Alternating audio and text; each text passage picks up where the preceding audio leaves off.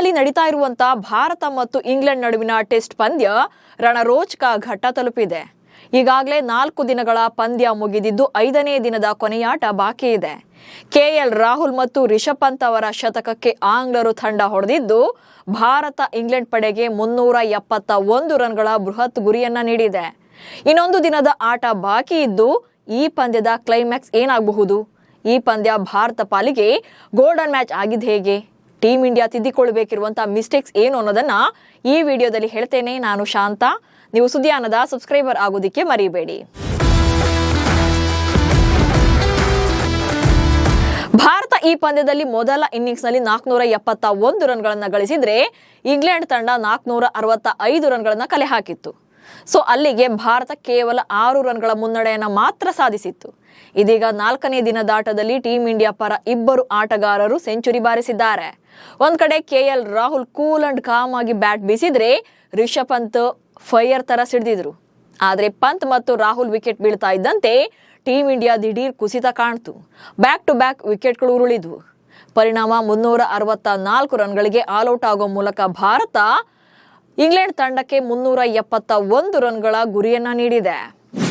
ರಾಹುಲ್ ಮತ್ತು ರಿಷಬ್ ಜೊತೆಯಾಟಕ್ಕೆ ಪತರ್ಗುಟ್ಟಿದ ಇಂಗ್ಲೆಂಡ್ 100 ರನ್ಗಳ ಗುರಿ ಮುಟ್ಟೋ ಮುನ್ನವೇ ಭಾರತ ಪ್ರಮುಖ 3 ವಿಕೆಟ್ಗಳನ್ನ ಕಳ್ಕೊಂಡಿತ್ತು. ಇಂಥ ಟೈಮಲ್ಲಿ ಟೀಮ್ ಇಂಡಿಯಾ ಪರ 4ನೇ ವಿಕೆಟ್ ವೇಳೆಗೆ ಜೊತೆಯಾದಂತ ಕೆಎಲ್ ರಾಹುಲ್ ಮತ್ತು ರಿಷಬ್ ಪಂತ್ ಜವಾಬ್ದಾರಿಯುತವಾಗಿ ಬ್ಯಾಟಿಂಗ್ ಅನ್ನ ಮಾಡಿದ್ರು. ಇದೀಗ 2ನೇ ಇನ್ನಿಂಗ್ಸ್ ನಲ್ಲಿ ರಾಹುಲ್ ಹಾಗೆ ರಿಷಬ್ ಪಂತ್ ಶತಕದಿಂದ 195 ರನ್ಗಳ ಜೊತೆಯಾಟ ನೀಡಿದ್ರು. ಅದರಲ್ಲೂ ತುಂಬಾನೇ ಪೇಷನ್ಸ್ ಇಂದ ಆಡಿದ್ದು ಕೆಎಲ್ ರಾಹುಲ್ 202 ಎಸೆತಗಳಲ್ಲಿ 13 ಬೌಂಡ್ರಿಗಳನ್ನ ಬಾರಿಸಿ ಸೆಂಚುರಿಯನ್ನ ಕಂಪ್ಲೀಟ್ ಮಾಡಿದ್ರು.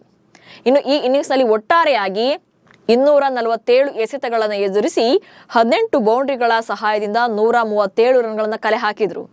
ಇದು ರಾಹುಲ್ ಅವರ 9ನೇ ಶತಕ.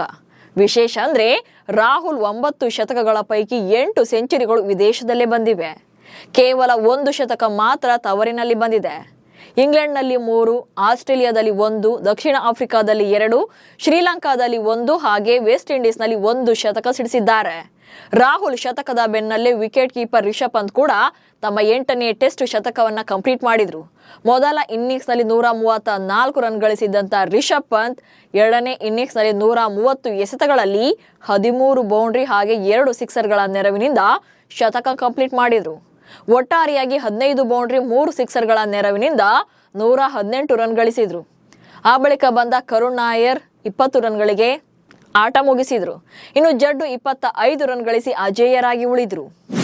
1 ಪಂದ್ಯ 2 ಇನ್ನಿಂಗ್ಸ್ 5 ಸೆಂಚುರಿ. ಲೀಡ್ಸ್ ಮೈದಾನದ ಈ ಪಂದ್ಯದ ಮತ್ತೊಂದು ಬ್ಯೂಟಿ ಅಂದ್ರೆ ಟೀಮ್ ಇಂಡಿಯಾ ಆಟಗಾರರ ಸೆಂಚುರಿ ಸುನಾಮಿ. ಮೊದಲ ಟೆಸ್ಟ್ ಪಂದ್ಯದಲ್ಲೇ ಭಾರತೀಯ ಬ್ಯಾಟರ್ಸ್ ಹೊಸ ಇತಿಹಾಸವನ್ನ ನಿರ್ಮಿಸಿದ್ದಾರೆ. ಅದು ಕೂಡ 5 ಶತಕ ಸಿಡಿಸೋ ಮೂಲಕ. ಕಳೆದ 93 ವರ್ಷಗಳಿಂದ ಟೆಸ್ಟ್ ಕ್ರಿಕೆಟ್ ಆಡ್ತಾ ಇರುವಂತಹ ಭಾರತ ತಂಡ ಒಂದ್ಸಲ ಕೂಡ ಟೆಸ್ಟ್ ಪಂದ್ಯವೊಂದರಲ್ಲಿ 5 ಶತಕಗಳನ್ನ ಬಾರಿಸಿರ್ಲಿಲ್ಲ. ಆದ್ರೆ ಈ ಬಾರಿ ಯಂಗ್ ಇಂಡಿಯಾ ಬ್ಯಾಟರ್ಗಳು ಹೊಸ ಚರಿತ್ರೆಯನ್ನ ಬರೆಯುವಲ್ಲಿ ಯಶಸ್ವಿಯಾಗಿದ್ದಾರೆ. ಪಂದ್ಯದ ಮೊದಲ ಇನ್ನಿಂಗ್ಸ್ ನಲ್ಲಿ ಆರಂಭಿಕನಾಗಿ ಕಣಕ್ಕಿಳಿದಿದ್ದಂತ ಯಶಸ್ವಿ ಜೈಸ್ವಾಲ್ 101 ರನ್ಗಳನ್ನ ಬಾರಿಸಿದ್ರೆ 4ನೇ ಕ್ರಮಾಂಕದಲ್ಲಿ ಕಣಕ್ಕಿಳಿದ ನಾಯಕ ಶುಭ್ಮನ್ ಗಿಲ್ 147 ರನ್ಗಳನ್ನ ಬಾರಿಸಿದ್ರು. ಇನ್ನು 5ನೇ ಕ್ರಮಾಂಕದಲ್ಲಿ ಬ್ಯಾಟ್ ಬೀಸಿದ್ದ ರಿಷಬ್ ಪಂತ್ 134 ರನ್ಗಳನ್ನ ಪೇರಿಸಿದ್ರು. ಇನ್ನು ದ್ವಿತೀಯ ಇನ್ನಿಂಗ್ಸ್ ನಲ್ಲಿ ಆರಂಭಿಕ ಆಟಗಾರ ಕೆಎಲ್ ರಾಹುಲ್ 137 ರನ್ಗಳನ್ನ ಬಾರಿಸಿದ್ರೆ ಮಧ್ಯಮ ಕ್ರಮಾಂಕದಲ್ಲಿ ಕಣಕ್ಕಿಳಿದ ರಿಷಬ್ ಪಂತ್ 118 ರನ್ಗಳನ್ನ ಕಲೆ ಹಾಕಿದ್ರು. ಈ ಮೂಲಕ ಟೀಮ್ ಇಂಡಿಯಾ ಬ್ಯಾಟರ್ಗಳು ಒಟ್ಟು 5 ಶತಕಗಳನ್ನ ಒಂದೇ ಪಂದ್ಯದಲ್ಲಿ ಸಿಡಿಸಿದ್ದಾರೆ. ಈ ಶತಕದೊಂದಿಗೆ 93 ವರ್ಷಗಳಲ್ಲಿ ಸಾಧ್ಯವಾಗದಂತ ವಿಶೇಷ ಸಾಧನೆಯನ್ನ ಟೀಮ್ ಇಂಡಿಯಾ ಬ್ಯಾಟರ್ಗಳು ಮಾಡಿದ್ದಾರೆ. ಟಾರ್ಗೆಟ್ ಚೇಸ್ ಮಾಡಿ ಇತಿಹಾಸ ನಿರ್ಮಿಸುತ್ತಾ ಇಂಗ್ಲೆಂಡ್. ಮತ್ತೊಂದು ಕಡೆ ಈಗಾಗಲೇ 2ನೇ ಇನ್ನಿಂಗ್ಸ್ ಅಲ್ಲಿ ಬ್ಯಾಟಿಂಗ್ ಅನ್ನು ಆರಂಭ ಮಾಡಿರುವಂತ ಇಂಗ್ಲೆಂಡ್ ತಂಡ ಯಾವುದೇ ನಷ್ಟವಿಲ್ಲದೆ ಅಂದ್ರೆ ವಿಕೆಟ್ ನಷ್ಟವಿಲ್ಲದೆ 21 ರನ್ಗಳನ್ನ ಕಲೆ ಹಾಕಿದೆ. ಇಂಗ್ಲೆಂಡ್ ಗೆಲುವಿಗೆ ಉಳಿದಿರೋದು ಇನ್ನ 350 ರನ್ಗಳು. ಲೀಡ್ಸ್ ನ ಹೆಡಿಂಗ್ಲೆ ಮೈದಾನದ ಚೇಸಿಂಗ್ಗೆ ಕಷ್ಟವೇನಲ್ಲ. ಈ ಮೈದಾನದಲ್ಲಿ ಆಡಿದಂತ ಕೊನೆಯ 5 ಟೆಸ್ಟ್ ಪಂದ್ಯಗಳಲ್ಲೂ ಕೂಡ 4ನೇ ಇನ್ನಿಂಗ್ಸ್ ಅನ್ನು ಆಡಿದಂತ ತಂಡವೇ ಗೆದ್ದಿದೆ. ಅಲ್ಲದೆ ಈ ಮೈದಾನದಲ್ಲಿ 1948ರಲ್ಲಿ ಆಸ್ಟ್ರೇಲಿಯಾ ತಂಡ 404 ರನ್ಗಳನ್ನ ಚೇಸ್ ಮಾಡಿ ಗೆದ್ದ ಇತಿಹಾಸ ಇದೆ. ಅಷ್ಟೇ ಅಲ್ಲ 2019ರಲ್ಲಿ ಇಂಗ್ಲೆಂಡ್ ತಂಡ ಆಸ್ಟ್ರೇಲಿಯಾ ವಿರುದ್ಧ 362 ರನ್ಗಳನ್ನ ಬೆನ್ನತ್ತಿ ಗೆದ್ದಿದೆ. ಆದರೆ ಕಳೆದ 76 ವರ್ಷಗಳಲ್ಲಿ ಯಾವುದೇ ತಂಡ ಈ ಮೈದಾನದಲ್ಲಿ 300+ ಗಿಂತ ಹೆಚ್ಚಿನ ಮೊತ್ತವನ್ನ ಚೇಸ್ ಮಾಡಿಲ್ಲ. ಸೊ ಭಾರತ ಪರ ಅಡ್ವಾಂಟೇಜ್ ಅಂತೂ ಇದ್ದೇ ಇದೆ. ಆದರೆ ಭಾರತ ಅಷ್ಟು ಈಸಿಯಾಗಿ ಗೆಲ್ಲುತ್ತೆ ಅಂದರೆ ಅದು ಸಾಧ್ಯನೂ ಇಲ್ಲ. ಯಾಕಂದರೆ ಮೊದಲ ಇನ್ನಿಂಗ್ಸ್ನಲ್ಲಿ ಆಗಿರುವಂಥ ಮಿಸ್ಟೇಕ್ಸ್ನ ನೋಡಿದರೆ ಈಗಲೂ ಕೂಡ ಇದು ರಿಸ್ಕ್ ಅನ್ನುವಂತೆಯೇ ಇದೆ. ಕಳಪೆ ಫೀಲ್ಡಿಂಗ್ ತಿದ್ದಿಕೊಳ್ಳದೇ ಇದ್ರೆ ಬೆಲೆ ತಿರೋದು ಪಕ್ಕ. ಭಾರತ ತಂಡ ಬ್ಯಾಟಿಂಗ್ನಲ್ಲಿ ಮೊದಲ ಇನ್ನಿಂಗ್ಸ್ನಲ್ಲಿ ಸಖತ್ತಾಗಿ ಪ್ರದರ್ಶನ ನೀಡಿತ್ತು. ಬರೋಬ್ಬರಿ 471 ರನ್ಗಳನ್ನು ಕಲೆ ಹಾಕಿತ್ತು. ಆದರೆ ಫೀಲ್ಡಿಂಗ್ ವೇಳೆ ಕಳಪೆ ಫೀಲ್ಡಿಂಗ್ನಿಂದಾಗಿ ಇಂಗ್ಲೆಂಡ್ 465 ರನ್ಗಳನ್ನು ಗಳಿಸೋಕೆ ಬಿಟ್ರು. ಸೊ ಇಂಗ್ಲೆಂಡ್ಗೆ ಅಷ್ಟು ರನ್ ತಲುಪೋಕೆ ಕಷ್ಟ ಆಗಿಲ್ಲ ಅಂದರೆ ಇದೀಗ 371 ರನ್ಗಳ ಗುರಿ ಚೇಸ್ ಮಾಡೋದು ಕೂಡ ಕಷ್ಟ ಅಂತ ಹೇಳೋಕ್ಕಾಗಲ್ಲ. ಹೀಗಿದ್ರೂ ಭಾರತಕ್ಕೆ ಇರುವಂತ ಭರವಸೆ ಅಂದ್ರೆ ಜಸ್ಪ್ರೀತ್ ಬುಮ್ರಾ. ಇಂಗ್ಲೆಂಡ್ ತಂಡವನ್ನ ಕಟ್ಟಿ ಹಾಕೋಕೆ ಟೀಂ ಇಂಡಿಯಾ ಬಳಿ ಭೂಮಾಸ್ತ್ರವಿದೆ. ಆದ್ರೆ ಬುಮ್ರಾ ಎಫರ್ಟ್ ನ ಫೀಲ್ಡರ್ಸ್ ಕೈ ಚೆಲ್ತಾ ಇದ್ದಾರೆ. ಫಸ್ಟ್ ಇನ್ನಿಂಗ್ಸ್ ನಲ್ಲಿ ಬುಮ್ರಾ 5 ವಿಕೆಟ್ಗಳನ್ನ ಪಡ್ಕೊಂಡಿದ್ರು. ವಿಪರ್ಯಾಸ ಅಂದ್ರೆ ಭಾರತದ ಆಟಗಾರರು ಅವರ 3 ಕ್ಯಾಚ್ಗಳನ್ನ ಮಿಸ್ ಮಾಡಿದ್ರು. ಸೊ ಸೆಕೆಂಡ್ ಇನ್ನಿಂಗ್ಸ್ ನಲ್ಲಿ ಈ ತಪ್ಪುಗಳು ರಿಪೀಟ್ ಆಗಬಾರ್ದು. ಇಂಗ್ಲೆಂಡ್ಗೆ ಬೇಕು 350 ರನ್, ಭಾರತಕ್ಕೆ ಬೇಕು 10 ವಿಕೆಟ್. ಇನ್ನು 5ನೇ ದಿನದಾಟದ ಅಜೆಂಡಾ ನೋಡಿ ಇದೇ ಇರೋದು. ಭಾರತ ನೀಡಿರುವಂತಹ ಬಿಗ್ ಟಾರ್ಗೆಟ್ ಅನ್ನ ಬೆನ್ನತ್ತಿರುವಂತಹ ಇಂಗ್ಲೆಂಡ್ ಎಚ್ಚರಿಕೆಯ ಆರಂಭವನ್ನ ಪಡ್ಕೊಂಡಿದೆ.